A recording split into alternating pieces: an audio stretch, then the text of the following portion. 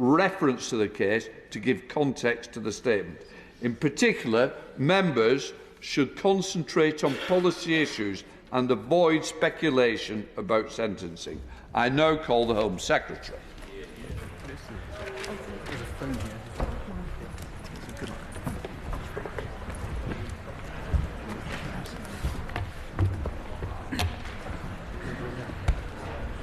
Home Secretary.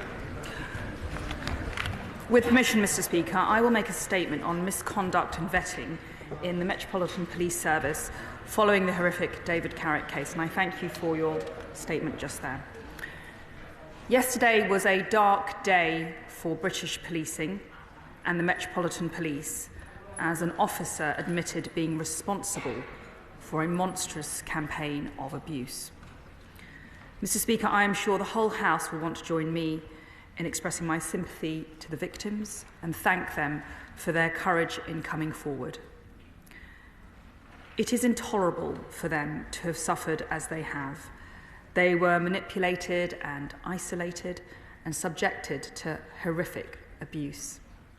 For anyone to have gone through such torment is harrowing, but for it to have happened at the hands of someone they entrusted to keep people safe is almost beyond comprehension. The victims have shown extraordinary strength and courage. Their testimonies were essential in ensuring that Carrick faces justice for his crimes. It's thanks to them that this vile predator has been taken off our streets, and the public are safer as a result. Mr. Speaker, the police perform a unique and critical function in our society. Every day, thousands of decent, hard-working police officers perform their duties with the utmost professionalism. They feel pride in putting on their uniform and want only the best for the communities that they serve. I know that they will share our collective disgust that a fellow officer could be responsible for such a despicable betrayal of everything that they stand for. It's imperative that this cannot happen again, and so I'm grateful for Lady Eilish Angelini's assurance that she will look at this heinous case as part of her inquiry. Mr. Speaker, from the moment I became Home Secretary, I've made clear that things have to change. Public trust is precious. Our model of policing by consent cannot work effectively without it. I discussed this case yesterday with the Commissioner of the Metropolitan Police, Sir Mark Rowley, and I'm encouraged by the action that he has taken so far with his team to root out officers who are not fit to wear the badge. This effort is being spearheaded by a new anti-corruption and abuse command. But there is still some way to go to ensure that the force can command the trust of the people that it serves. It is vital that the Metropolitan Police and other forces double down on their efforts to root out corrupt officers. This may mean more shocking cases come to light in the short term. It's a matter of the utmost importance that there are robust processes in place to stop the wrong people joining the police in the first place, which is why the government has invested in improving recruitment processes and supporting vetting as part of over £3 billion that we have provided for the Police Uplift programme. I expect this work to continue at pace and for all Chief Constables to prioritise delivery of the recommendations made by the Police Inspectorate's recent report on vetting, counter-corruption and misogyny. It's now for the Metropolitan Police to demonstrate that they have an effective plan in place to rapidly improve their vetting processes. Much of the impetus for change must come from within policing, but this government will continue leading from the front. As I've been clear, we are bringing forward Part 2 of the Angelini inquiry to make recommendations on how forces can improve culture and tackle the root causes of police criminality and misconduct. The inquiry was established by the then Home Secretary, my right honourable friend, the member for Witham, and I pay tribute to her for her commitment and leadership on these critical issues. As well as ensuring vetting processes are watertight, there must be fair and effective arrangements for dealing with those who behave or act in a wholly unacceptable way while serving. Baroness Casey has recently identified concerns with the misconduct and dismissals process within the Metropolitan Police. It takes too long, it doesn't command the confidence of police officers, and it's procedurally burdened. Bureaucracy and process appear to have prevailed over ethics and common sense. That's why I've announced an internal review into police dismissals.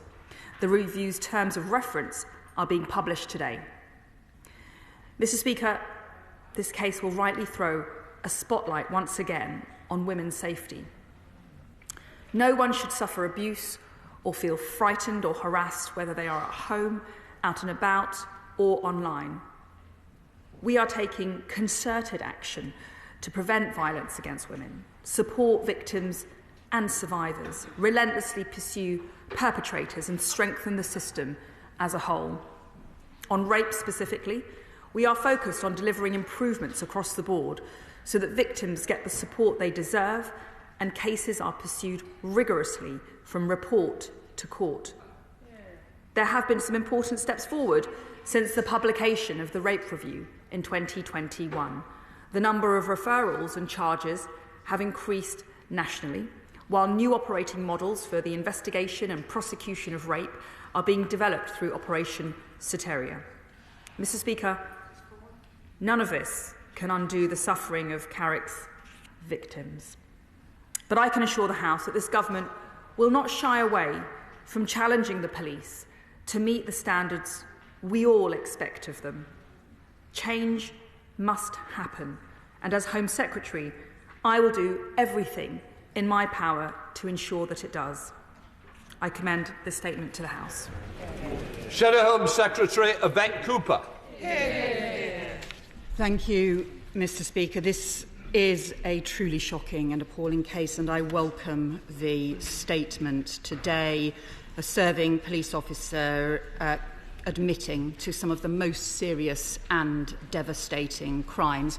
I join the Home Secretary in giving tribute to the bravery of the victims who have come forward, but we have to face up to the further evidence that this case has brought up of appalling failures in the police vetting and misconduct processes that are still not being addressed by the government and are not being addressed in this statement. And I would say to the Home Secretary that given the scale of the problems, not just in this case, but in previous cases as well, her statement is very weak and it shows a serious lack of leadership on something that is so grave and affects confidence in policing as well as serious crimes.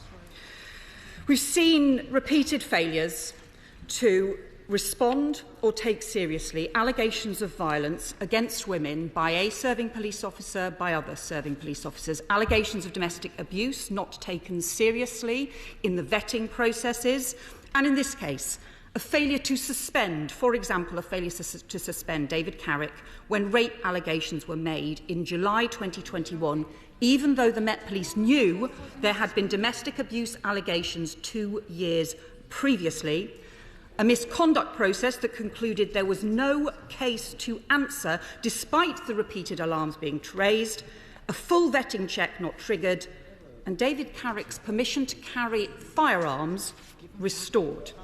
And most shocking of all is that this happened at the height of the alarm about Wayne Couzens and the murder, the deeply disturbing murder of Sarah Everard. And this undermines confidence for women, confidence for victims, but also for police officers who are working so hard, and especially for women police officers who may themselves have reported misogynistic abuse, and for officers who are doing excellent work every day to tackle violence against women and girls and know that confidence in that work is being undermined. Now, we support the Commissioner's, the new Met Commissioner's determination to take action, but this is not just about the Met. We have had concerns about misogyny and culture raised in Sussex, in Hampshire, in Derbyshire, Warwickshire, in Gwent, in Police Scotland, in other forces. And there has been a lack of leadership from the government on police standards for years. After the truly appalling murder of Sarah Everard by a serving police officer, Home Office ministers promised change. The then Home Secretary promised to set up processes that would prevent this happening again. And that has badly failed.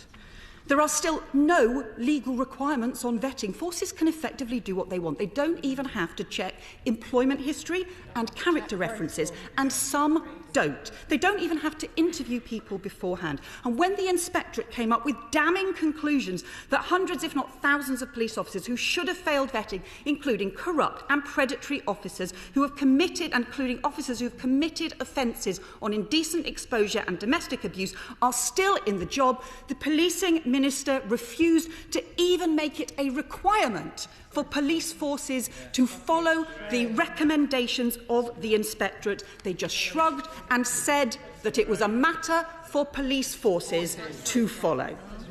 There has been no response to make this compulsory to follow vetting guidance, no requirement to make it compulsory to follow the reforms. And all we've got in this statement is a continuation of existing Angelini review and a new review, another one on dismissals, which I welcome because there are concerns that the dismissals process has become more difficult and has become worse since well-intended reforms were introduced but have not worked as intended. So I welcome that review, but it was announced in October and it still hasn't started, and all the Home Secretary has done is re-announce it today.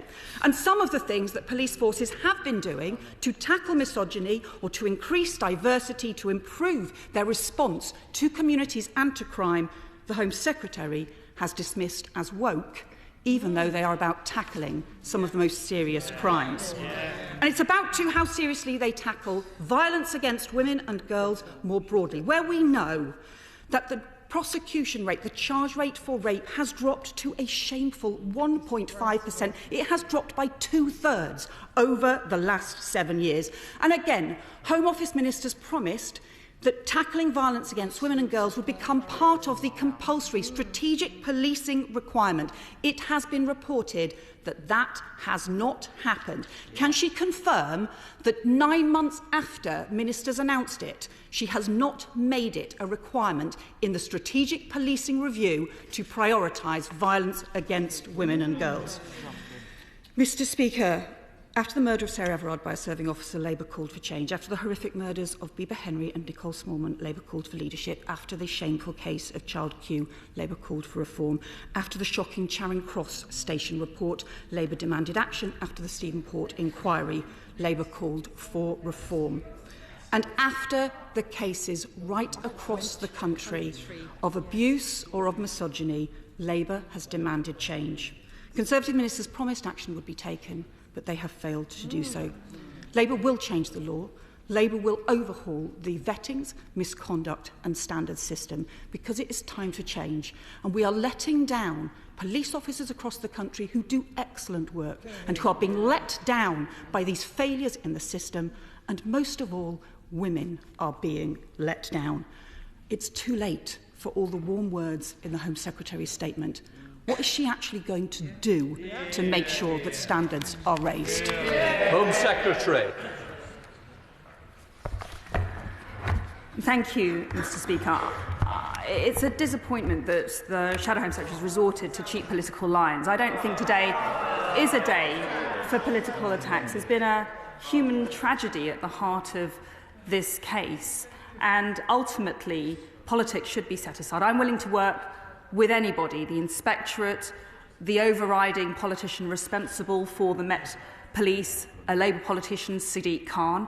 I'm willing to work with all Chief Constables. I'm willing to work with everybody in this chamber so that we bring about change and safety and improved standards in our policing forces around the country. And that's why I support the statement of the Police Commissioner, the Met Commissioner, yesterday, where he accepts that there were failings. There's no question about that. There were failings in the system when it came to vetting and checking. There were failures by the Met Police.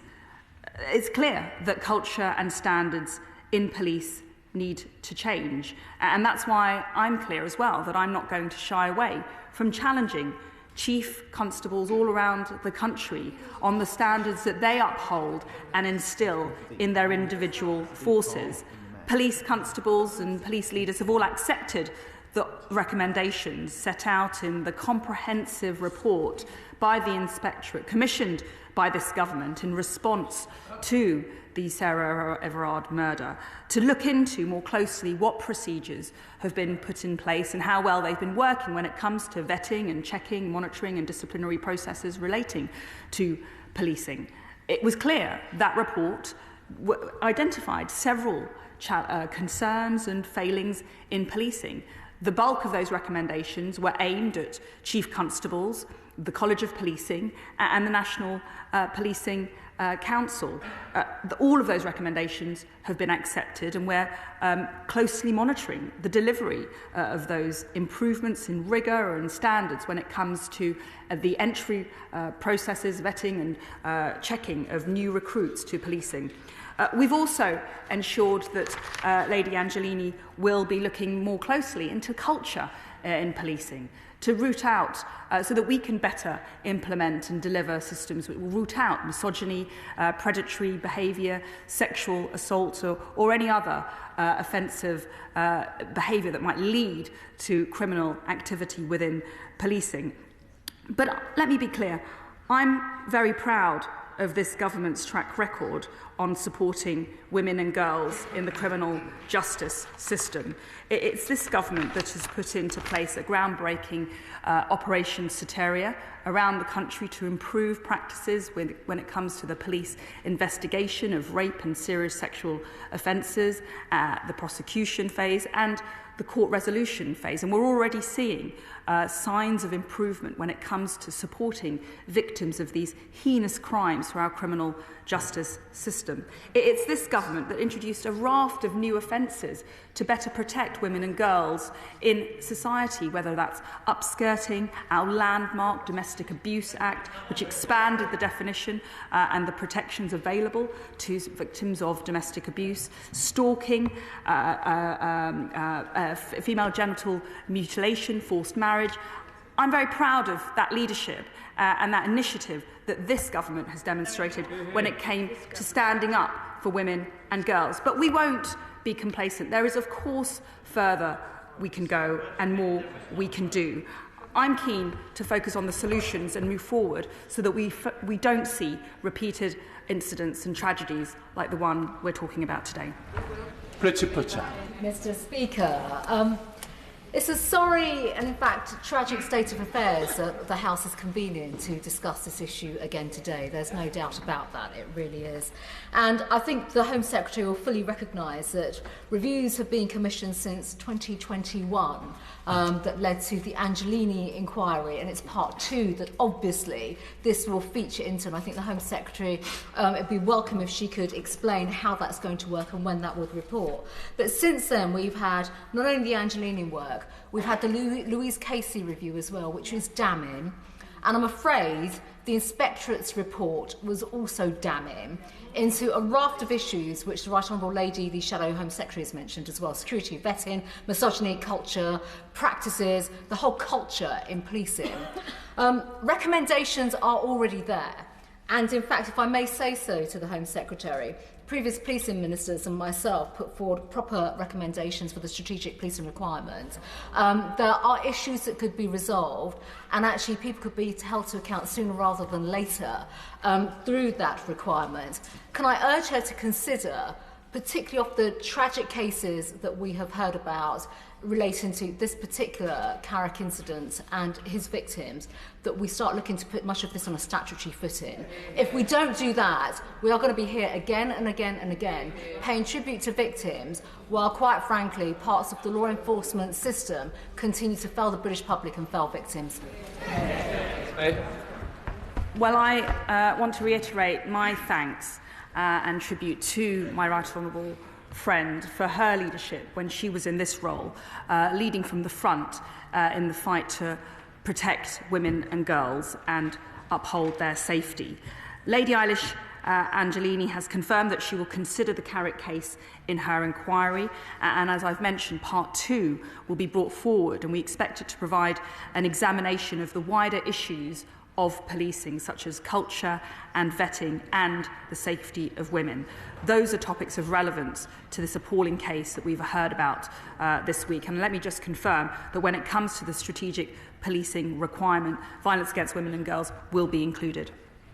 SNP spokesperson Alison Thewlis. Thank you, Mr Speaker, and I thank the Home Secretary for her statement. And I also want to put on record the SNP's tribute to the victims in this case for their bravery in the face of the ongoing trauma that they have faced. The charges that have been brought against David Carrick are incredibly disturbing. 49 charges, including 24 counts of rape against 12 women over 2 decades, including incredibly disturbing accounts of domestic violence and coercive control. And yet through this, the Met have sought to protect their own, which is incredibly disturbing, and led to the former Victims Commissioner Vera Bay questioning the commitment to culture change at Scotland Yard. It has been reported that the Met is checking back through 1,633 cases of alleged sexual offences involving officers or involving 1,071 officers over the past decade. Can the Home Secretary tell us more about what retrospective action she expects from this review? Because it should be a worry to all of us that these officers are still out there, still on a job, and we may still face what David Carrick reportedly told women when he flashed his warrant card and told victims, I'm a police officer, you're safe with me. It is a chilling prospect. So I would ask the Home Secretary how she intends to make sure that that review is thoroughly carried out and what updates this House can expect. Lady Eilish Angelini has also worked with Police Scotland in improving standards on this, and work is ongoing in Scotland too. But I really would like to ask the Home Secretary, how can women and people with vulnerabilities have the confidence that if something happens to them while they are in London, that the Met will respond in a proper way that respects their dignity? Home Secretary. Well, the Honourable Lady asks a series of very good questions, and just to give a bit more detail about what the Met Commissioner has set out in terms of his commitment to strengthen the procedures. There's already a strengthening of vetting of officers, and there's an active review ongoing of historic cases where there may have been a flag on their system for domestic incidents. There's also a data washing process which is ongoing to ensure that their data is being checked against rigorously managed national databases in a very, very extensive way. And of course, this is all being led by a new anti-abuse and corruption command unit, which is actually instilling a much more institutional higher standard of vetting and managing and overseeing this very important issue. Tim Lawton. Thank you, Mr. Speaker. Apparently, Carrick was known as Bastard Dave by his colleagues, in just the same way as Wayne Couzens was known as the rapist. But alarm bells were not rung. So most worrying is the culture of cover-up and complacency that has allowed such abuse to go on an industrial scale by certain individuals, in this case by 17 years. So we were encouraged on the Home Affairs Select Committee when the new Met Commissioner gave his determination when he appeared before us to root out this mindset and these offenders. But can the Home Secretary say specifically in the queries and the concerns he raised, the difficulty to sack officers, why professional standards are not investigating more of these cases, that it's not suitable to be putting these officers accused of serious offences on light duties? They should be fully suspended, and there should be a duty of care of whistleblowing. What urgent action is she going to take on those issues now to restore some confidence in the Met in particular, and especially by women? Secretary.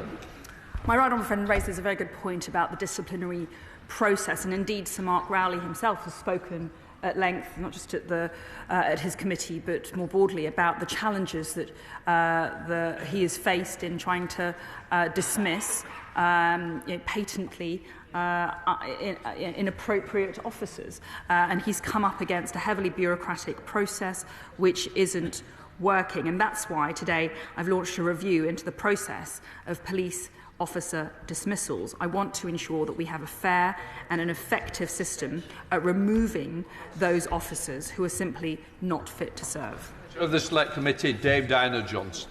Thank you, Mr. Speaker. In this case, which has rightly shocked the nation, is yet another appalling example of systematic failures within the police to confront male violence against women and girls and the sexist culture that exists within the police. Again and again, the Home Affairs Select Committee has heard evidence of how weak or non-existent vetting and misconduct processes have allowed violent male officers to continue harassing and abusing women, and not just in London, but in forces across the country. The Metropolitan Police Commissioner has, as I understand it, made specific demands of the Home Secretary in relation to changes around the dismissal of officers. So I wondered, could the Home Secretary just update the House as to what she's going to do about those specific requests? And why do we need a review when it's quite clear from the recommendations of His Majesty's Inspector of Constabulary and the reports that the Home Affairs Select Committee have produced of what needs to be done? We don't need another review, we just need action. Secretary. Well, I think that it's important that we do look closely at exactly what's happening when it comes to the police misconduct process. Concerns have been raised not only by Baroness Casey but also Sir Mark Rowley, and I think what I want to do is ensure that we have a system that's fit for purpose. For example, there's been concerns raised about the presence of the legally qualified chairs, and those are somehow applying a quasi-judicial approach to a system which should be much more akin to a disciplinary internal human resources disciplinary approach. That's been highlighted so far as not being fit for serving the purpose and achieving the goal that we all want, which is to empower chief constables to make decisions on disciplinary matters and for those to be sustained. Jackie Doyle-Price. Thank you, Mr. Speaker. Well, here we are again. It feels like Groundhog Day. I'm here questioning one of our ministers in a government that I support about culture within the Metropolitan Police Service. What is going to change? I listened very carefully to the Home Secretary, and she listed the new offences that this government is putting on the statute book with regard to protecting women and combating male violence against women and girls. But the real challenge is the culture towards women that exists within our police service and throughout our criminal justice system. Can I just repeat the question made by my right honourable friend, the member for Whitton? When are we really going to fully use statutory power to protect women from male violence?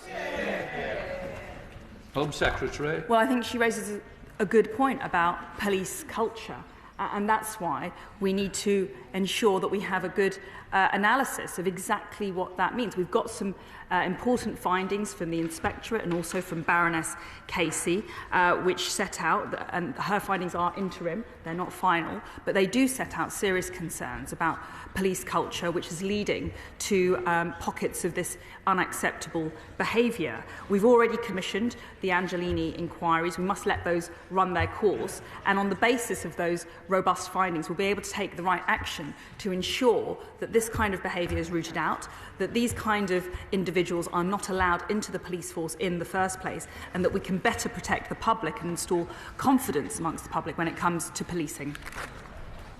We now come to Mother of the House, Arit Han. Thank you very much, Mr. Speaker, and I thank the Home Secretary for her statement, and I completely agree with the very strong questioning which was put by the Shadow Home Secretary, and also agree with what was said by the former Home Secretary and the current chair of the Select Committee. And I've got two questions. The first is about timing, and as honourable members have said, and as has been recognised and complained about by successive Metropolitan Commissioners, what they say is that the regulations that this House has put in place in statutory instruments prevent them sacking officers who they know are unfit to be in the Metropolitan Police. So that puts a responsibility on us to change those regulations. Can I suggest that she in consultation with the Metropolitan Police, brings forward draft regulations, and let's consult, not in the overall generality of a review, but let's consult on those specific draft regulations.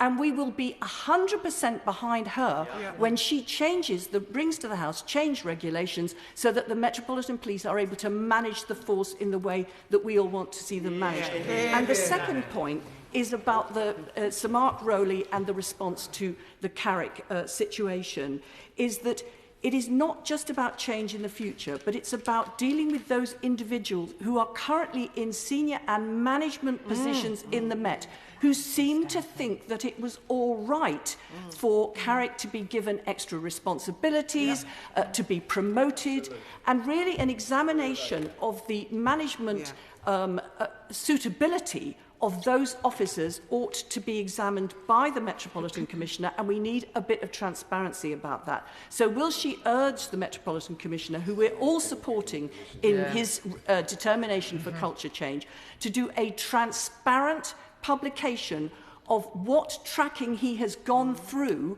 of when Carrick was looked at and nothing was done, because all of those senior officers have colluded, and will he also look through at a horizontal level all of those officers who were part of banter, who were part of the immediate culture of this officer, who did nothing to report him and therefore were colluding in the perpetuation of these atrocious crimes. I want to do what works, and that's why I've taken very seriously what the Met Commissioner has said about the process relating to police misconduct hearings and disciplinary processes. I've been clear that where there is a role for government, we will act, but it's important that we look carefully at the issue. That's why the review that I've just announced will cover issues like the legally qualified chairs to ensure that they are actually striking the right balance and the decisions that they are making are the right ones. It's important that we ensure that the trends in the use of misconduct sanctions and the consistency of decision-making in cases of sexual misconduct and other violence against women and girls and those offences are appropriate. Those are kinds of things that we need to look at very carefully. When it comes to the Metropolitan Police, as I said, the Met Commissioner has instituted a new anti-corruption and abuse command specifically to look at any other risk factors and any other issues relating to this kind of incident. An extra 100 officers were drafted in to use covert tactics to identify those officers who act in a corrupt or predatory manner, including those who abuse their positions in the police. I'm encouraged by those early commitments by the Met Commissioner, and I think we need to get behind him so that we can radically improve the system. James Daly. Very much, Mr. Deputy Speaker. Mr. Deputy Speaker, I think Sir Mark Rowley's statement was pathetic yesterday. A statement of the blindingly obvious, and anybody can say sorry for what's gone on. This is an absolute scandal, and I wish to support what the Mother of the House has just said. In no comment that has been made is there been any suggestion of accountability for anybody else within the Metropolitan Police over many years regarding this man's conduct. His egregious behaviour was known. There were 7 or 8 allegations regarding his behaviour, yet nothing was done. Excuse after excuse after excuse. We can worry about the future, but there are people within the Metropolitan Police who enabled this man to continue being a threat to women and girls, and they should be sacked. It's important to note that David Carrick's initial vetting to join the Metropolitan Police took place in 2001, and that was prior to the introduction of national standards on vetting and prior to the regime which has been in place since 2017. And that was introduced to ensure consistency in decision-making. My honourable friend rightly expresses frustration with the situation, and I agree with him. It is incredibly frustrating to be here yet again on another tragedy. I would just gently push back. I have confidence in Sir Mark Rowley. I think that he has joined the leadership of the Met very recently, and he's not hesitated in accepting the enormity of the problems that the Met Police is currently facing. He's presented a plan, is already taking tangible action to deliver on that plan. He understands that there is a problem with confidence in the Met Police. There are challenges and problems with standards and performance. He's honest and frank about those challenges and is not shying away about fixing them. Thank you, Mr. Deputy Speaker. Could I ask the Home Secretary who will be conducting this review, the internal review? When will it report? And could she ensure that previous Metropolitan Commissioners also give evidence to that review? Yeah. Well, the review will be carried out in a comprehensive and extensive way to command confidence amongst police officers, members of the public and other stakeholders. And I want it to report swiftly. I am wary of more reviews and reports and inquiries. We need action. My impression is that there is a real problem with the process. I need to identify exactly what needs fixing, and thereafter we can take swift action. Mr. Deputy Speaker, may I mirror the Home Secretary's comments to pay tribute to the victims of David Carrick, and also urge other victims to come forward if they've got any concerns about serving police officers or anybody else. Does my right honourable friend agree with me that it is important to support the Commissioner, Sir Mark Rowley, in his quest to rid the rot of the culture in the Metropolitan Police? And I hear that, the Commissioner is now investigating nearly 1,000 police officers and staff, and so we have to prepare ourselves for further revelations similar to Carrick. But does she also agree with me that it's important that the Police and Crime Commissioner for London and his Deputy Mayor for Policing also play their part, and that perhaps they have been missing in action over the last 7 years? Well, I think my honourable friend makes a very good point. Ultimately, the politician responsible for the performance of the Metropolitan Police is the Mayor of London, Sadiq Khan, and ultimately he should be held politically responsible for failings within the Met. Greater support, greater priority, greater focus from him would do no harm. Butler. Thank you, Mr. Deputy Speaker. My respect also goes out to the brave women who have come forward, but women shouldn't need to be brave. The system should protect them and believe them when they speak out. On the 20th of September 2021, Byline News reported that more than half Met officers found guilty of sexual misconduct kept their jobs. Sure. There's a report today that says some women that report sexual abuse or misconduct may see one of those officers. The Met cannot guarantee that they're not using their power to do that. What's been exposed in the Met is structural and institutional, and I wonder if the Minister agrees with that or even understands that. And does the Minister agree that Sadiq Khan, the Mayor of London, was right to sack Cressida Dick? And can I just say that the Minister's approach today in the Chamber, this slow kind of kick the can down the road, we'll do another review, only serves to inflict more pain on women and girls. And really the Minister needs to take that on board if she's to do her job properly. And we also need to review all of the cases that these criminal police officers have presided over, because if they're bad, they're bad. They're not just bad in one case, they're bad in all cases. Can I just say, Mr. Deputy Speaker, in Brent, the tragic murder of Bibba Henry and Nicole Smallman, who were murdered and the police took pictures of their bodies, the pain that their mother goes through, and I speak to their mother on a regular basis, every time there's something like this, it just inflicts more triggering pain on people who have gone through, and the police were slow to act. Now, the Minister can do something about this. The new Commissioner, Mark Rowley, has said that he needs more support in being able to sack officers, not another review, not another review, another report. He needs things to change. And as chair of the London PLP, I just wonder if the Secretary of State is willing to listen to voices from the London PLP and work with us, as well as the Met Commissioner, to change the law and legislation around this.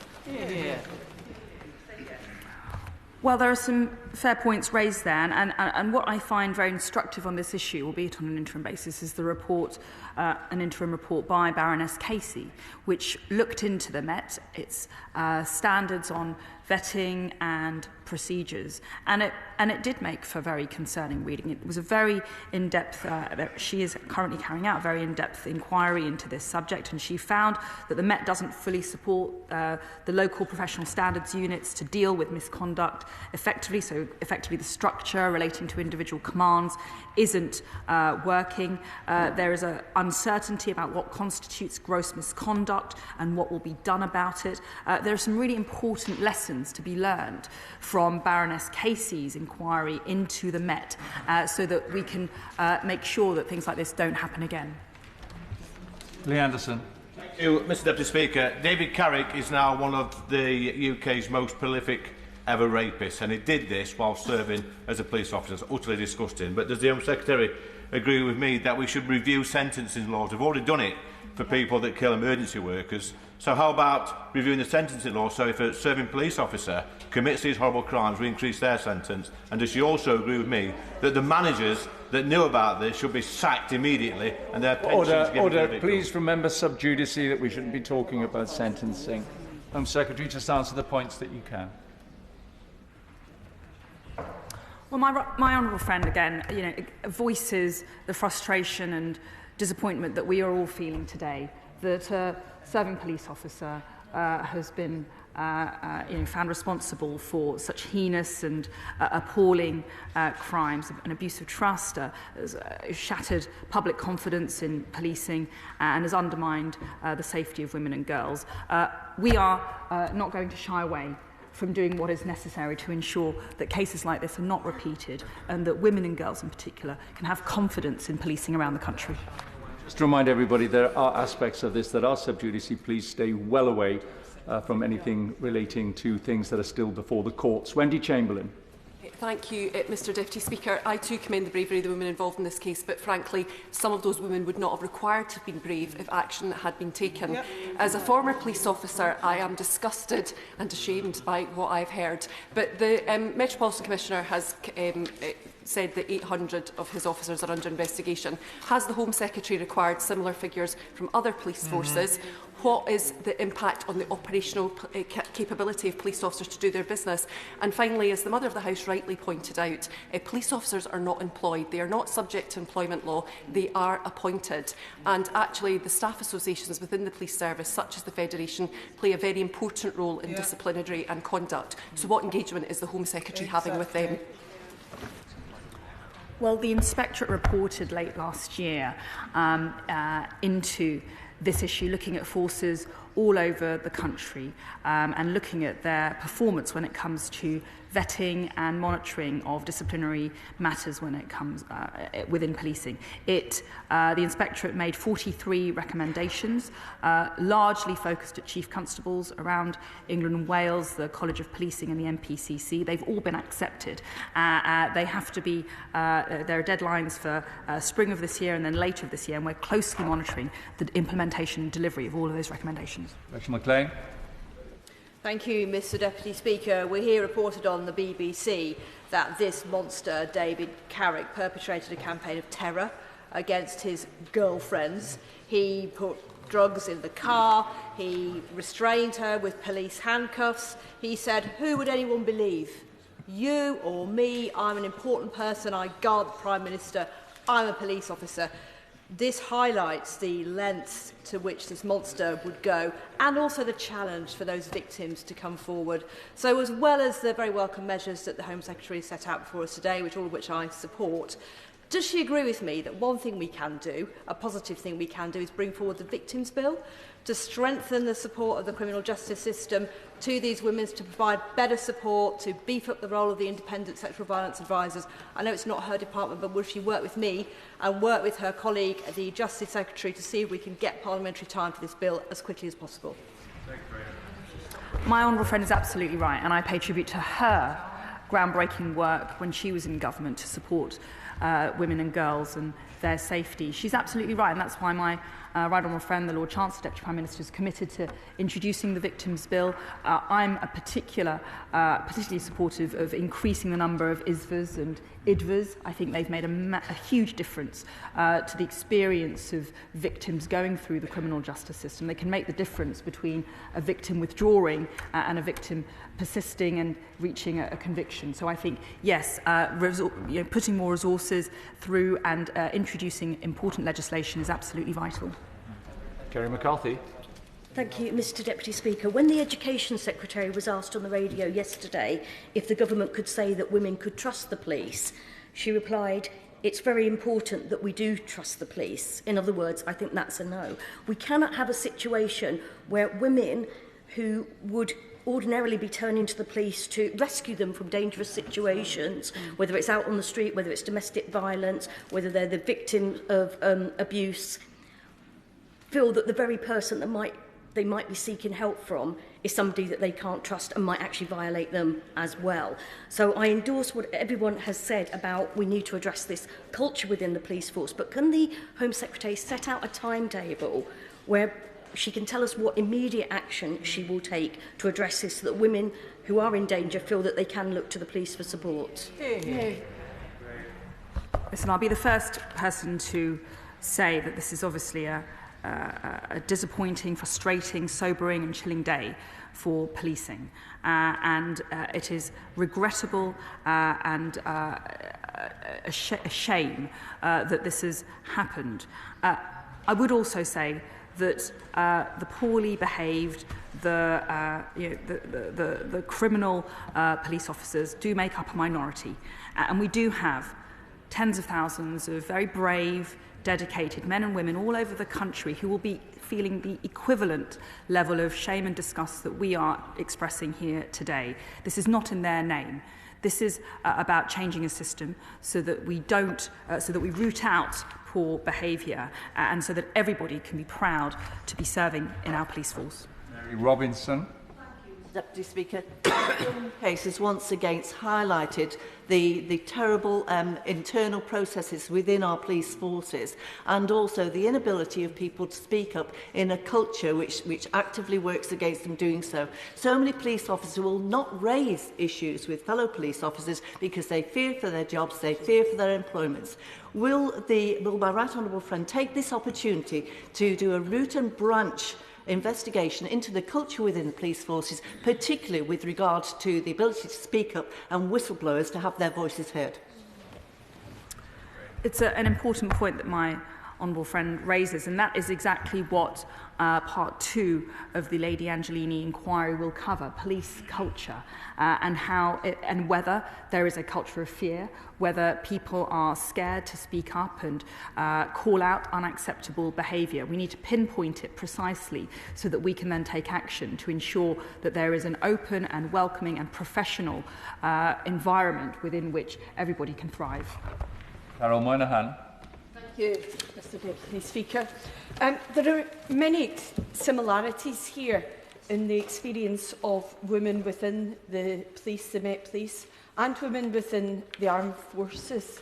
Both organisations in which we should have complete faith, but both organisations which have failed to act on many occasions where there are situations of misogyny. There are two big issues for me here. There are the crimes of the perpetrator himself, but there is also the failure of senior officers to act and take action when concerns have been raised. Now, the Home Secretary has talked about how action is going to be taken on offenders. She's said much less about what's going to happen with senior officers who are aware of such behaviour and have covered it up. Could she say some more about that, please? Here.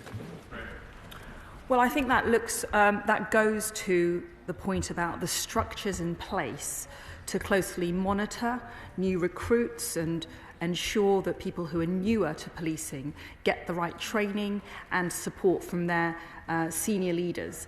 And that's why, as part of our historic Police Uplift programme, which is going to result in record numbers of police officers when we are complete in a few months' time, A large part of that resource has gone to increasing the vetting capacity, the recruitment resource, so that proper standards and quality assurance is injected and really part of the process of recruiting new police officers.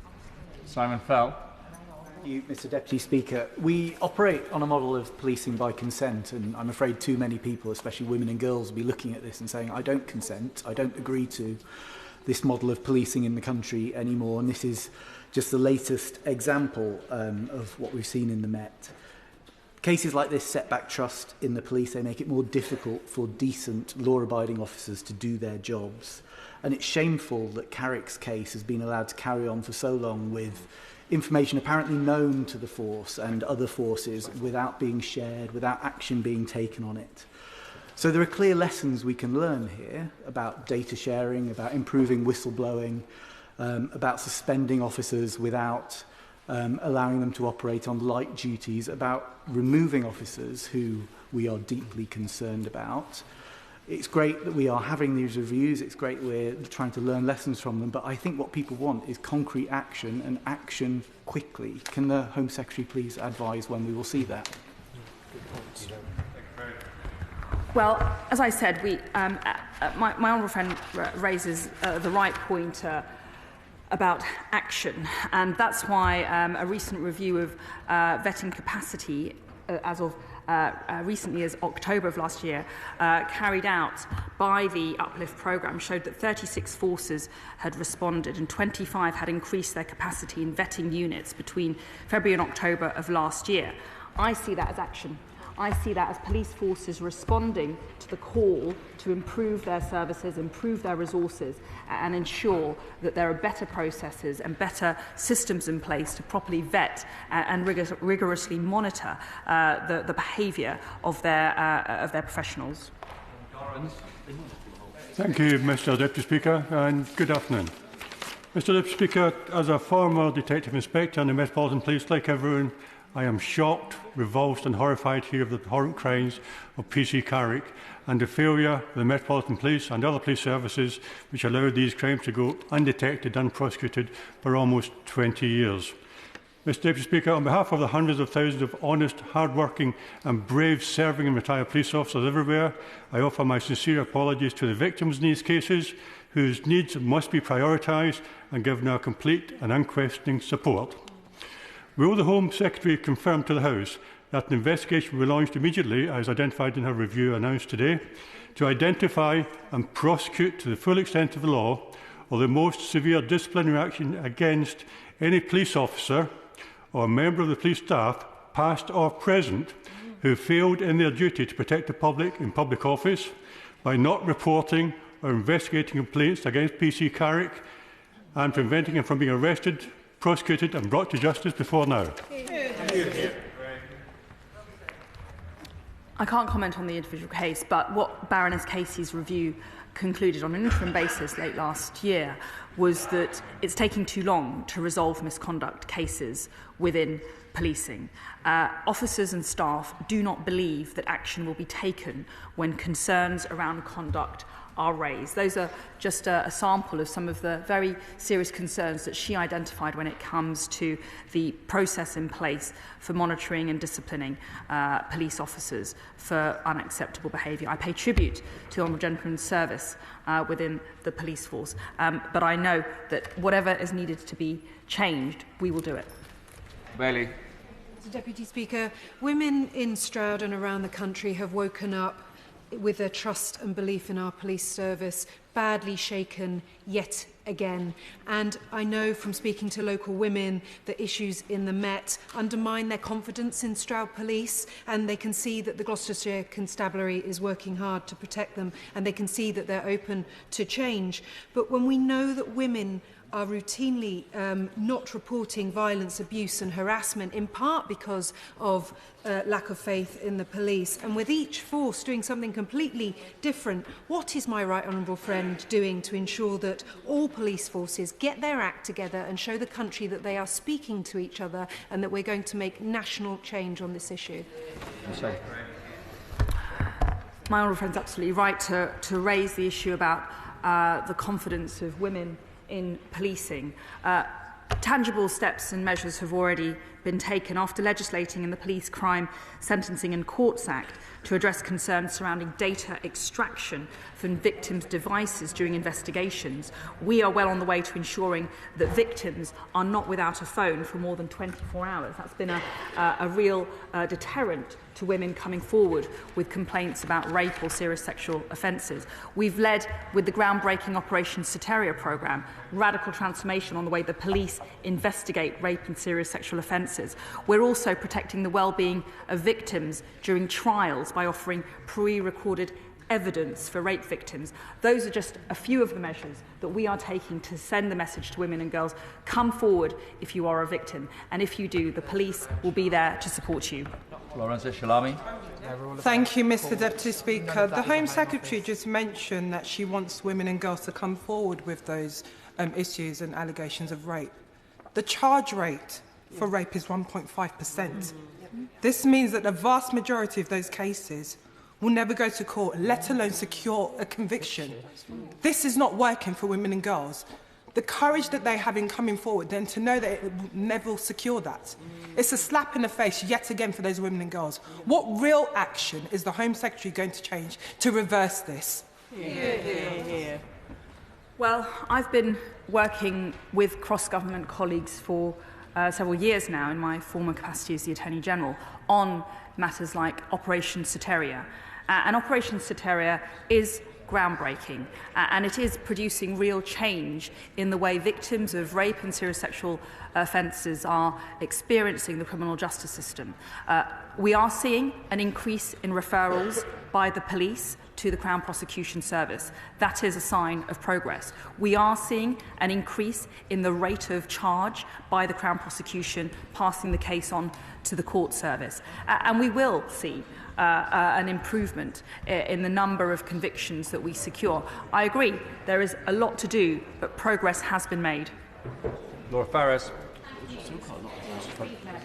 The first allegation of serious sexual assault was made against David Carrick in 2003, and over the course of the next 18 years there were 8 or 9 allegations of rape, and through all of that he was not suspended from work. In fact, during that period he was actually promoted within the force. What is common to all of these cases is that there appears to be some kind of omerta or closing of ranks between senior personnel when a criminal allegation is made against one of their brethren. Does my right honourable friend agree that the time has come to outsource the disciplinary decision-making decision to either another force or, at the very least, an officer who does not know the policeman who is the subject matter of this kind of allegation? Honourable friend's right to point to the failings. In sum, the Metropolitan Police should have carried out a revet of David Carrick in 2011. This wasn't done until 2017. And the Metropolitan Police acknowledge that this would not have necessarily changed the vetting outcome. So those systemic problems are prevalent, and that's why we need to take action to fix them. Ed Smith. Thank you, Mr. Deputy. We're back again, Home Secretary. I'm just exhausted about the number of times in this House we have to talk about this issue. Because women in Lancashire have seen what's happened and what's been in the newspapers about David Carrick, and they saw about Wayne Couzens, and they've seen about so many other cases, Home Secretary. And they want to know why there is no legal requirement for vetting when officers move between forces. So yes, we're talking about the Met today, but we could equally be talking about Lancashire Constabulary. So Home Secretary, I'd like to know what plans are in place to legally require vetting when officers move between forces to stop these perpetrators moving around the country to avoid justice. Well, we need to ensure that there's the right system in place to actually properly identify inappropriate candidates. What we've seen thus far is that actually there are inappropriate processes so that people who are not right for policing are falling through the gaps, falling through the net. That needs to change. That's why I'm glad that the Met Commissioner has actually already committed to instilling an anti-corruption and abuse command unit to properly look at how people are who are inappropriately getting into the police force, and we will take further action to look at the disciplinary process and the reports which are currently running their course need to conclude, so we have an evidence base to take the appropriate action in legislation if necessary. Teresa Villiers. It's an utterly shameful and appalling case. I've seldom seen such a palpable sense of shock in this chamber as we've witnessed today. And in responding to these terrible crimes, I hope the Home Secretary will also look at the Benjamin Hannam case of a few years back, where it is deeply worrying that someone who had been a member of a banned extremist group, National Action, managed to be recruited as a probationary police officer. Well, I think all cases are abhorrent, and where confidence in policing is shattered, and the reputation of the force is undermined. That's why we want to ensure that chief constables take the recommended action which has been set out comprehensively, increasing the minimum standards for pre-employment checks, establishing better processes for managing risks relating to vetting decisions, and ensuring that the quality and consistency of their vetting decision-making is improved. Karen Smith. Thank you, Mr Deputy Speaker. I undertook the police and parliamentary scheme with both the Metropolitan Police and Avon and Somerset, going into the homes and situations of the country's most vulnerable people, overwhelmingly women. That those women can't be confident about those police officers is an abhorrent situation. But we've heard nothing from the Home Secretary about what she's going to do to finally introduce mandatory national views on vetting. People in Bristol, particularly women in Bristol, want to know that all those police officers are being vetted appropriately, that applies across the country. Will she now commit to that being operationalised?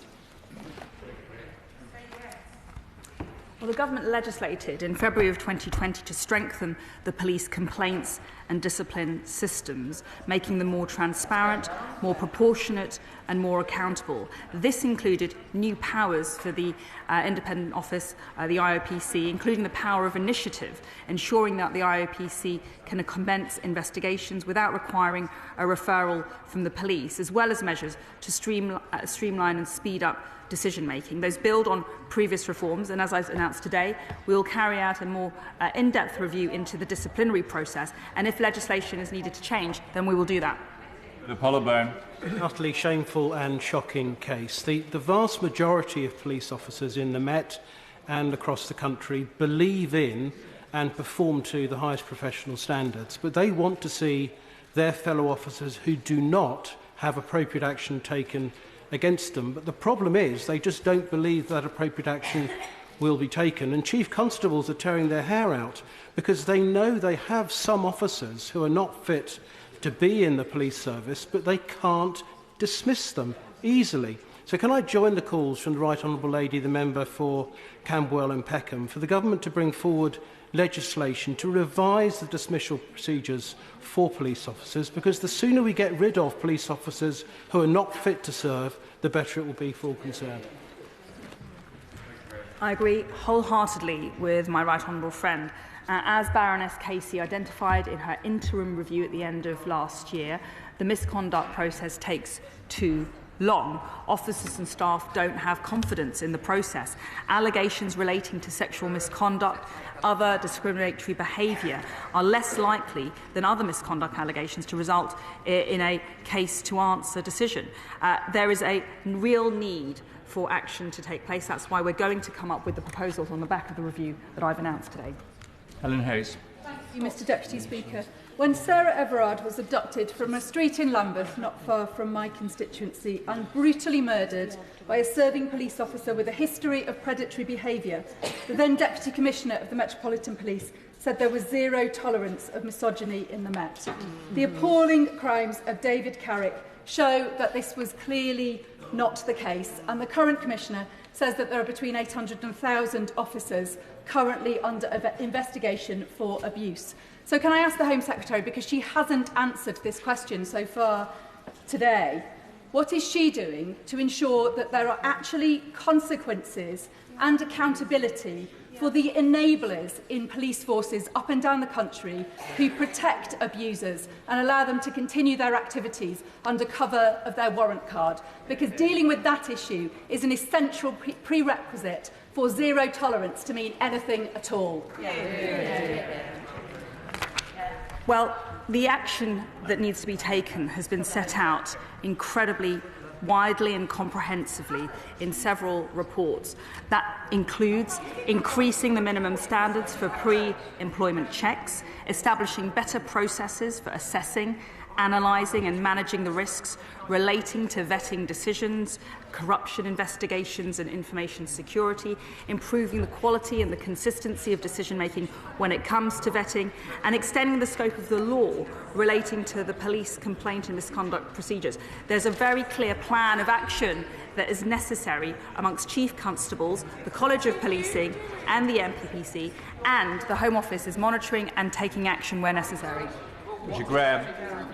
Mr. Deputy Speaker, today's debate shows the depth of violence against women and girls, even by some of those in whom the public should have the greatest trust, and therefore public confidence in policing will be rattled. The Home Secretary said that David Carrick had been recruited before tightened vetting rules were introduced. So will my right honourable friend work with local police chiefs to find out how many people in their forces are, in their view, potentially dangerous to the wider public, so that they and we can reassure our constituents as soon as possible that there are no David Carricks lurking in Gloucestershire or elsewhere? Well, that is exactly why, for the Met, the Met Commissioner has instituted a review of historic cases where there may be a flag for a domestic incident, and they are rigorously checking their data against national databases. I encourage all Chief Constables to take similar action to ensure that similar cases can be rooted out and action can be taken. Mr. Deputy Speaker, the problems that Mark Rowley faces in the Metropolitan Police run very deep indeed. I've been supporting a constituent of mine with her allegations of threatening and controlling behaviour against a senior police officer. And in the 2 years that I've been supporting her, the police have completely failed to investigate the case properly. They've failed to consider the impact on the children, failed to interview witnesses, failed to get essential medical records. And these are senior officers that are standing in the way of this investigation, as was the case with Wayne Cousins, as was the case with David Carrick. So Mark Rowley is making specific requests to assist him in making the changes that he needs to make in the Metropolitan Police. We cannot wait for another review. So will she commit to sitting down with Mark Rowley and give him the resources and the support that he needs now? Very good.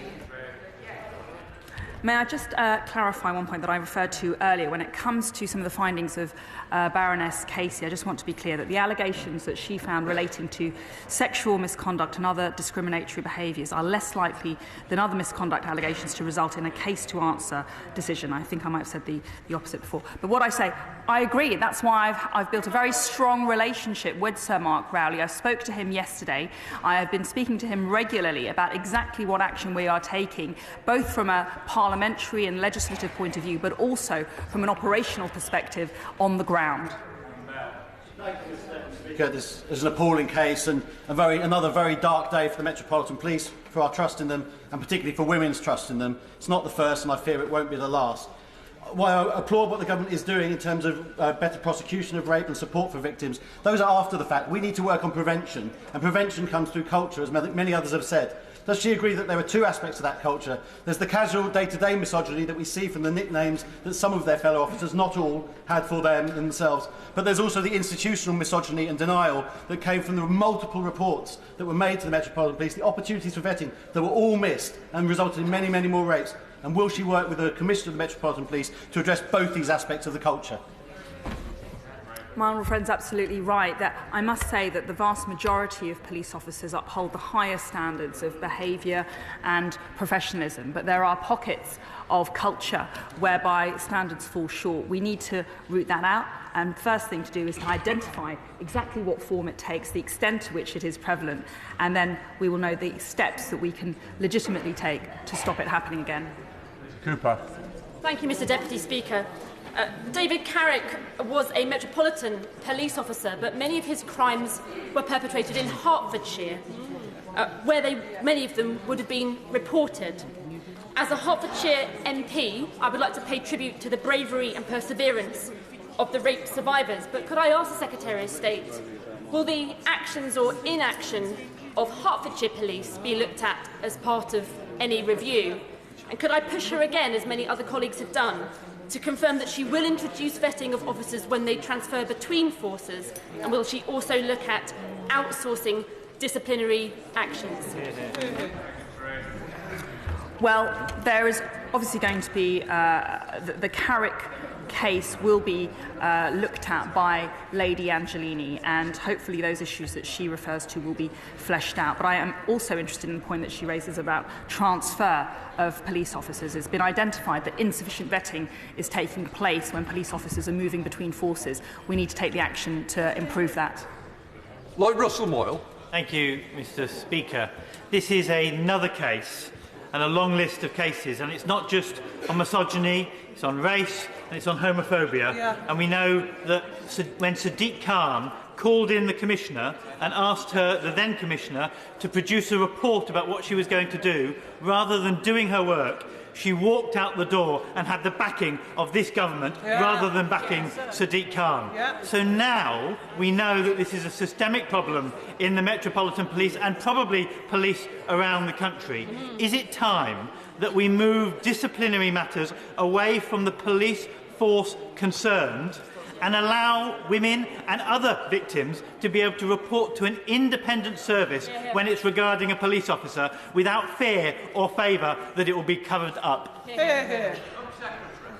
Well, I think what is important is that we ensure that whatever disciplinary process is in place is that it actually works. It's clear that there are serious questions about its efficacy, the time it takes, the process-heavy experience, and ultimately that bureaucracy and procedure are prevailing over ethics and common sense. We need to ensure that the system is fit for purpose and that police officers who are falling short in their behaviour are dismissed. Thank you, Mr Speaker. This is a policing issue, but it's not just a matter for policing. It's also a societal issue, and how we deal with predators who are determined and devious. It's a fundamental issue about safeguarding and the professional misjudgments that are made that allow this behaviour to go unreported. Will the Home Secretary raise the issue of safeguarding and its need to cut across all policy areas to ensure that vulnerable people are protected with her Cabinet colleagues? Well, we have a designated Minister for Safeguarding. She sits alongside me here, and so definitely in the Home Office we prioritise the welfare of women and girls and victims of crime more generally. There's a huge project of work ongoing, an important relationship with stakeholders, and it's important that confidence amongst victims and those who are directly affected by these heinous crimes are supported in the maximum possible way by the criminal justice system. Jim Sharp. Thank you, Mr Speaker. Can I thank very much the Home Secretary for outlining her plan of action to respond in a positive and strong way. Trust in the police is an essential component of the justice system, and whilst it's clear that trust has been broken and down, we cannot forget that that there is an overwhelming number of decent and solid policemen and policewomen in our forces across the United Kingdom. Rebuilding trust in the screening process may take some work. So how does the Home Secretary intend to ensure that all local forces implement lessons learned in the Met to restore confidence? Because confidence restored is what we need. Thank you. Home Secretary.